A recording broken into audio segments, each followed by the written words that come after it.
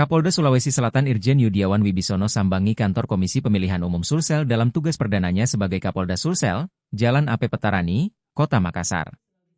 Tak hanya di kantor KPU Sulsel, ia juga mengunjungi beberapa instansi lainnya untuk memastikan pemilu mendatang berjalan dengan lancar dan damai. Apalagi netralitas anggota Polri ingin dijunjung tinggi agar Sulsel sebagai daerah rawan tidak terjadi pelanggaran. Makanya kami menugaskan anggota yang melekat, supaya pemilu yang ada di Sulsel ini bisa berlangsung aman dan kondusif. Peringkatnya kita turunkan lagi rawan ke aman, kata Kapolda Sulsel Irjen Yudiawan saat ditemui di kantor KPU Sulsel.